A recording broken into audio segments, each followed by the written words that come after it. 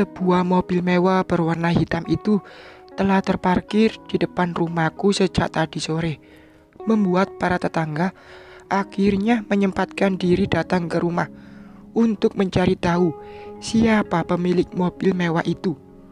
Mobil itu dikirim Pak Lukman untuk menjemputku. Ia memintaku untuk menemaninya ke sebuah acara pernikahan seorang pengusaha yang masih koleganya, dan sekalian ingin memperkenalkanku pada mereka. Aku tak bisa menolak permintaannya karena aku menghormatinya. Bagiku, ia sudah kuanggap seperti bapak. Pak Arsyad, sopir keluarga Pak Lukman, sedang duduk di kursi rotan di teras depan rumah. Sesekali ia melepas earphone yang ada di telinganya ketika melihat para tetanggaku yang berpura-pura mencariku. Bukan tanpa alasan, ia datang ke sini sore hari. Selain mengantar gaun malam yang akan kukenakan, ia juga mendapat perintah untuk membawaku ke salon milik Mbak Soraya. Hanya saja aku meminta jika akan pergi selepas maghrib saja.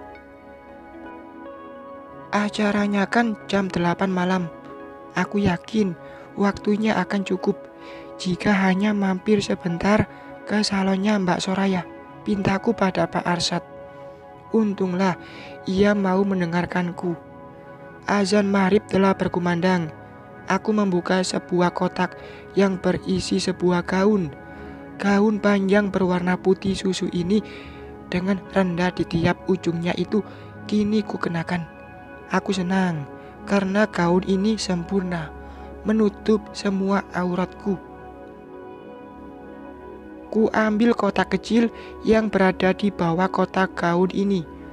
Lalu kemudian ku buka. Sepasang sepatu berwarna emas yang terlihat mahal dan mewah. Ku pakai sepatu itu pas di kakiku.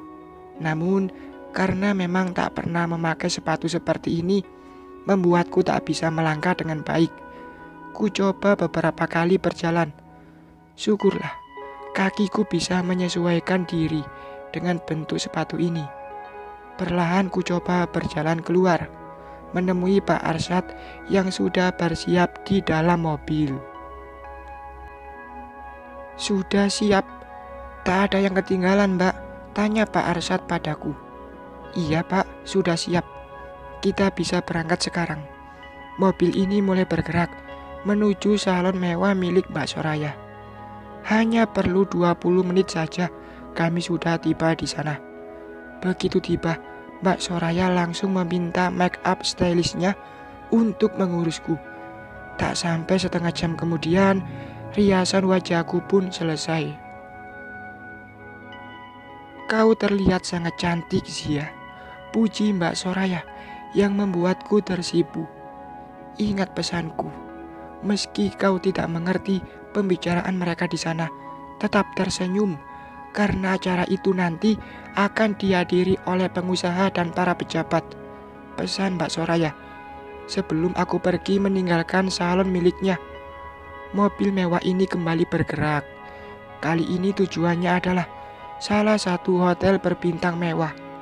Untuk pertama kalinya aku datang menghadiri acara seperti ini, membuatku dilanda gelisah dan gugup sepanjang perjalanan ke sana. Ya Tuhan, semoga aku tidak membuat malu keluarga Pak Lukman. Mbak Zia, kita sudah sampai, ucap Pak Arsyad. Aku menoleh. Benar saja, bangunan hotel sudah berada di depan mataku. Rasanya ingin segera keluar. Hanya saja aku bingung ke arah mana ruangan tempat acara itu dilaksanakan. Ada apa Mbak? Kok belum turun? Tanya Pak Arsyad bingung melihat sikapku. Maaf Pak, saya baru pertama kali ke hotel besar seperti ini. Jadi gak tahu ruangannya ada di mana. Biasanya sudah ada petunjuk jalannya Mbak. Mbak masuk saja ke dalam. Nanti kalau masih bingung, coba tanya sama resepsionisnya saja. Iya, terima kasih Pak, ucapku. Aku keluar dari mobil dan berjalan perlahan menuju lobi hotel ini karena memang tak terbiasa mengenakan sepatu seperti ini. Ditambah dengan ujung gaun yang kupakai panjang, akhirnya sukses membuatku tersandung dan sialnya menabrak lengan seseorang. "Hati-hati dong kalau jalan," suara seorang perempuan yang terdengar ketus. Aku mengangkat wajahku, mencari tahu siapa dia untuk meminta maaf. Namun, alangkah terkejutnya saat kedua mata ini menangkap siapa sosok itu. "Kau, untuk apa penjual gorengan keliling sepertimu bisa ada di sini?" ketusnya. "Lidahmu memang sangat tajam, Vira," cibirku. Gadis sombong itu tak sendiri datang ke sini. Dengan mesra, ia menggandeng lengan Mas Bima. Kulihat tak jauh dari mereka juga ada mama dan papanya Mas Bima yang datang menghadiri acara ini. "Zia, panggil Mas Bima." Aku hanya memberinya segores senyum datar. Ini acara pernikahan seorang pengusaha kaya. Banyak pejabat dan pengusaha yang diundang ke acara ini. "Apa kau sedang menemani seorang pejabat ke sini, penjual gorengan?" hina gadis sombong itu padaku. Aku hanya mencepi kesal padanya. Gadis sombong ini memang perlu diberi pelajaran. Sepertinya Mas Bima belum menceritakan tentang rencana pernikahanku dengan Mas Rangga padanya. "Jaga mulutmu, Vira Hardiku. Kenapa melihatku seperti itu? Apa perkataanku ini benar? Kau tidak mungkin bisa membeli gaun semahal itu jika bukan menjadi seorang simpanan pejabat," hina Vira lagi padaku. Aku hanya diam, mataku saja yang berputar ke arah Mas Bima. Melihat sikap diam yang kutunjukkan membuat Vira semakin kesal. "Tempat ini tak cocok untuk penjual gorengan keliling sepertimu. Lebih baik kau pergi dari sini," usirnya. "Jaga perkataanmu, Vira. Aku sangat mengenal Zia. Dia bukan gadis seperti itu." Mas Bima membelaku. "Kau membela penjual gorengan ini, Mas. Apa yang kau lihat dari gadis seperti dia?" sungut Vira. Aku tak ingin ikut campur urusan mereka. Kuabaikan saja pertanyaan yang dilontarkan Vira tadi. Aku membalikkan badanku, memutuskan untuk pergi dari sini. Baru 3 langkah aku berjalan, suara Vira kembali mengganggu gendang telingaku. Aku memilih mengabaikannya dan terus saja berjalan. Dasar gadis tak berpendidikan, tak tahu malu. Bisa-bisanya karena gak dapat Mas Bima jadi simpanan seseorang. Meski mulai terbakar amarah, namun aku masih bisa mengendalikannya. Aku tak ingin Pak Lukman terlalu lama sendirian di sini. Mataku awas menyapu ruangan pesta ini, mencari di mana keberadaan Pak Lukman. "Nak, Cak Ayu, kemari." Suara Pak Lukman memanggilku dari arah sisi kananku. Aku tersenyum saat melihat Pak Lukman mengangkat tangannya, memberitahu keberadaan dirinya padaku. Aku berjalan perlahan, menghampirinya. Masih sempat kulirik Vira yang terkejut karena melihat Pak Lukman memanggilku. "Sini, Nak Zia," ucapnya, lalu memintaku berdiri di sisi kirinya. Pak Lukman tampak rapi, mengenakan kemeja bermotif garis-garis. Meski rambutnya sudah berubah warna, namun semangatnya tetap muda. Terlihat dari bagaimana cara ia berbincang dengan para tamu lain di sini. "Kenalkan, ini anak perempuan saya. Namanya Zivara," ucap Pak Lukman mengenalkan aku kepada para lawan bicaranya. Aku pun diperkenalkan satu persatu kepada rekanan dan temannya yang hadir di pesta itu. "Kau punya anak perempuan, Pak Lukman," ucap seorang wanita parubaya dengan kebaya maron itu. Pak Lukman terkekeh sebentar.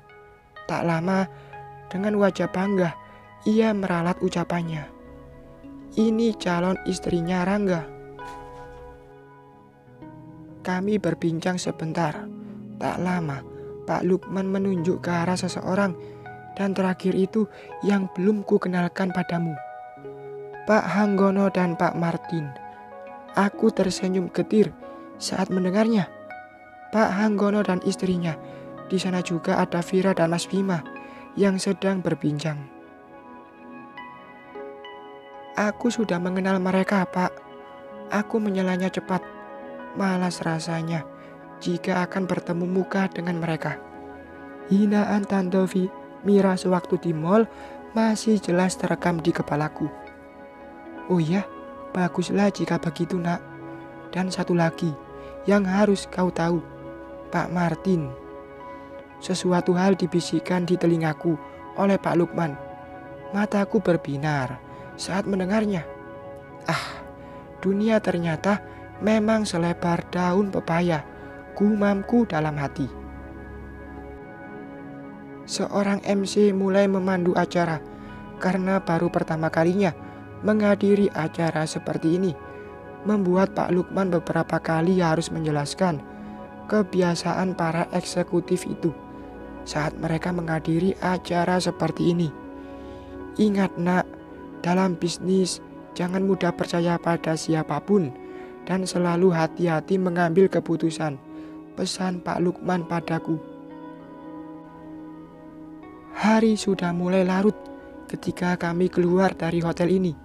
Pak Arsyad mulai menyalakan mobil dan tak butuh waktu lama mobil pun bergerak meninggalkan pelataran parkir hotel ini. Sepanjang perjalanan, Pak Lukman terus menceritakan kisah pertemanannya dengan almarhum Bapak. Tersirat penyesalan yang dalam pada setiap kalimat yang diucapkannya, hingga mobil ini tiba kembali di halaman rumahnya. Andai saja waktu bisa diputar kembali, Cak Ayu, lirinya. Aku hanya bisa tersenyum getir mendengarnya. Ia menggandengku keluar dari mobil ini. Senyum anak laki-lakinya terlihat saat menyambut kepulangan kami. Tak lama ia memintaku untuk beristirahat. Istirahatlah, Cak Ayu. Bapak tahu kau lelah. Terima kasih banyak sudah mau menemani orang tua ini, guraunya sambil tersenyum. Iya, Pak, jawabku singkat. Seorang pelayan mengantarku ke kamar. Tak lama, aku pun merebahkan sebentar tubuhku sebelum akhirnya masuk ke kamar mandi untuk membersihkan diri. Bersambung.